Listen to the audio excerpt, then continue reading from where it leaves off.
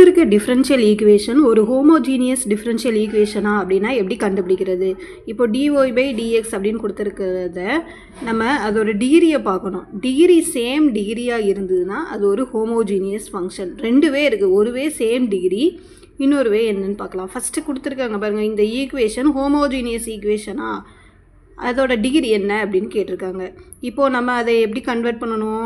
dy/dxக்கு நம்ம கன்வெர்ட் பண்ணணும். ஃபஸ்ட்டு இந்த dy டேம் இருக்குது, இங்கே இருக்க ப்ளஸ் டேம் அந்த சைட் போகும்போது மைனஸ் டேம் ஆகும். மைனஸ் டேம் ஆகும்போது இங்கே இருக்க மல்டிப்ளேயில் இருக்க dx இங்கே வரும்போது டிவைடட் பையில் வரும். அப்போ dy/dx இங்கே இருக்கிறது கீழே போயிடும். இப்போ நமக்கு dy/dx அப்படிங்கிற ஃபார்ம் நமக்கு கிடச்சிருச்சு. மேலே அதோட டிகிரியெல்லாம் செக் பண்ணுங்கள். இங்கே 3, இங்கே என்ன இருக்குது, இதில் டிகிரி 1, இங்கே 2, அப்போ ரெண்டையும் சேர்த்தா 3, இங்கே y 3, இங்கே 2 1, அப்போ இந்த டிகிரியெல்லாம் சேர்த்தா 3. அப்போ இது சேம் டிகிரி தான் இருக்குது. f, g homogeneous of same degree. Degree எத்தனை இருக்குது? 3. ஓகே, இது இந்த மெத்தட்லேயும் பார்க்கலாம். இன்னொரு மெத்தடில் இது ஹோமோஜீனியஸா அப்படின்னு கண்டுபிடிக்க என்ன பண்ணலாம்னா, மேலே இருக்குது f(g, y), x, y, கீழே இருக்கிறது g(x, y). அப்படி தானே இந்த f(x, y)க்கு பதிலாக நம்ம tx, ty அப்ளை பண்ணுறோம். அப்போ எக்ஸுக்கு பதிலாக என்ன அப்ளை பண்ணலாம்? tx. அப்போ x³ பதிலாக t³ x³ ப்ளஸ் 3, எக்ஸுக்கு பதிலாக tx அப்ளை பண்ணுறோம், ஒய்க்கு பதிலாக ty அப்ளை பண்ணுறோம். அப்போ ஸ்கொயரில் இருக்குது t² y². இப்போ நம்ம இந்த t³ வெளியே இங்கேயும் மொத்தமாக டேம் பார்க்கும்போது என்ன ஆயிரும்? t² டீயும் சேர்ந்து t³ ஆயிரும். அப்போ இந்த t³ வெளியே எடுத்தோம்னா என்ன கிடைக்கும்? உள்ள x³ ப்ளஸ் 3xy² இருக்கும். இப்போ இந்த ஃபார்மை பாருங்கள், t³ வெளியே எடுத்தோம்னா உள்ள ஃபார்ம் நமக்கு f(x, y) கிடச்சிருதா? அப்படின்னா f is the homogeneous of degree 3. இந்த 2 வேல்யூ சேம் டிகிரி இருக்கான்னு செக் பண்ணிக்கலாம். அப்படி இல்லை உங்களுக்கு டிகிரி செக் பண்ண கஷ்டமாக இருக்குது அப்படின்னா tx, ty உள்ளே அப்ளை பண்ணி அந்த டீயை வெளியே எடுத்திங்கன்னா உள்ள f(x, y) வந்துருச்சுன்னா இது ஒரு ஹோமோஜீனியஸ் ஃபங்க்ஷன் அப்படின்னு பார்த்துக்கலாம். இப்போ ஒரு சம் பார்க்கலாம். x² + y² dx - 2xy dy = 0ன்னு கொடுத்துருக்காங்க. அதே போல் dx ஒரு பக்கம் dy மைனஸில் இருக்கிறது அந்த சைட் போகும்போது ப்ளஸ் ஆயிரும். இப்போது நமக்கு dy/dx தான் வேணும். அப்போது dy/dx கண்டுபிடிக்கிறோம். dx தான் கீழே போகணும், அதனால் இந்த டேமை ஃபுல்லாக அந்த சைடு கொண்டு போகிறோம். அந்த டேமை இந்த சைடு கொண்டு வரும்போது நமக்கு dy/dx என்ன கிடைக்கும்? x² + y² / 2xy அப்படின்னு கிடைக்கிறது. மேலே இருக்கிறது தான் f(x, y), கீழே இருக்கிறது g(x, y). இதோட டிகிரி பாருங்கள், எல்லாமே 2 தான் இருக்குது. அப்போ இது சேம் டிகிரி தான், ஹோமோஜீனியஸ். இதில் 1, இதில் 1, அப்போ 2 தான்.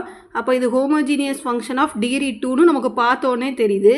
இல்லை அப்படின்னா இந்த இதுலேயும் பார்த்துக்கலாம். அப்போ f(x, y)க்கு ஃபஸ்ட்டு tx, ty அப்ளை பண்ணிக்கலாம். எக்ஸுக்கு பதிலாக tx, ஒய்க்கு பதிலாக ty. இங்கே ரெண்டு பக்கமும் t² இருக்கிறத வெளியே எடுத்தோம்னா மறுபடியும் நமக்கு கிடைக்கிறதோ f(x, y) தான் கிடைக்கி.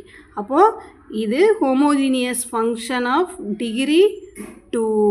அதே போல் g(x, y)க்கும் நம்ம tx, ty அப்ளை பண்ணோம்னா அதே ஆன்சர் தான் வருது.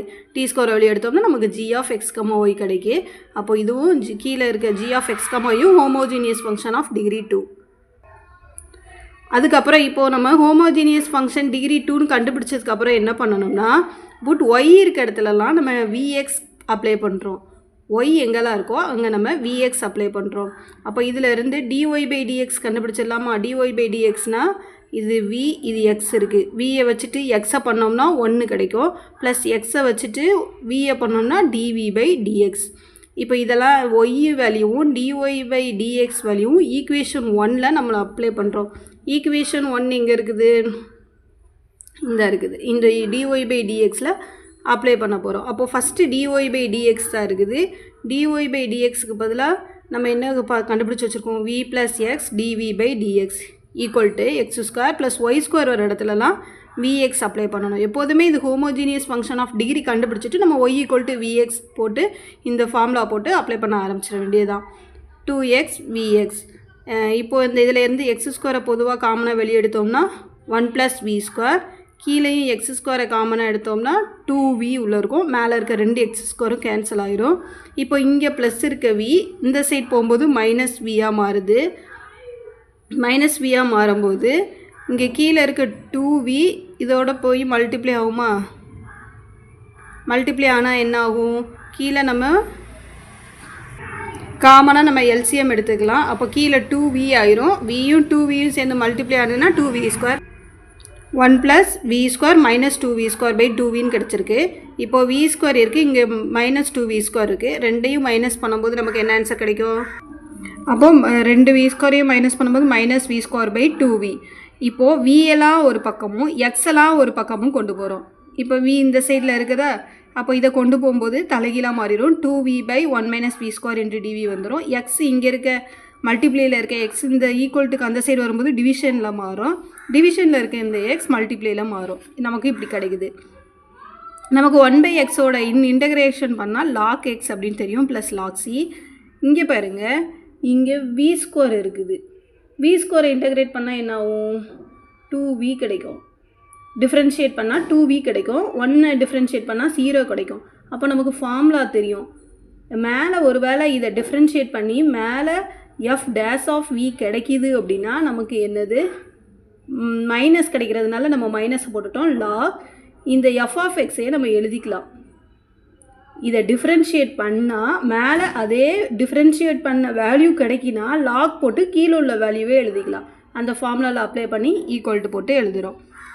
இப்போ நம்ம ஆல்ரெடி y = vx போட்டோம்ல, அப்போது v இருக்க வேல்யூ என்னன்னு கண்டுபிடிக்கிறோம். y = vxனா அப்போ v = y/xன்னு வருது. அப்போது v இருக்க இடத்துல y/x நம்ம அப்ளை பண்ணுறோம். log x plus log c-யை log x-ன்னு எழுதிக்கலாமா? இப்போ நமக்கு minus log x² - y² x² கிடச்சிருக்கு. நமக்கு அந்த மைனஸை கேன்சல் பண்ணுறதுக்காக அப்படி தலைகீழ போட்டுக்கிறோம். இது எப்படி வந்துச்சு? இந்த மைனஸ் மேலே போகும்போது -1 ஆகும். அப்போ 1/log x² / x - y² தாகனா ஆகுதும். இது இந்த மாடலில் தான் நம்ம போட்டிருக்கோம். அப்போ x² / x² - y² லாகும் கேன்சல் ஆயிடுச்சு xc. x² - y² இந்த x² என்ன பண்ணுறோம்? கீழே கொண்டு வரோம். ஒரு x² - y². அந்த x² கீழே கொண்டு வரோம். அப்போ என்ன ஆகும்? xc/x² ஆகும். ஒரு எக்ஸும் கேன்சல் ஆகும். அப்போது 1 நமக்கு வேண்டாம். 1/x² - y² என்ன இருக்குது? c/x இருக்குது. அப்போ நம்ம x² - y² வேணும்னா x/c. நமக்கு இதுதான் ஆன்சர். இந்த x/c-யை நம்ம என்னென்னு 1/c-யை நம்ம என்னென்னு எடுத்துக்கிட்டோம்னா k ஏதோ ஒரு கான்ஸ்டன்ட்னு எடுத்துக்கிட்டோம் x. அப்போ ஆன்சர் இதான் x² - y² = kx.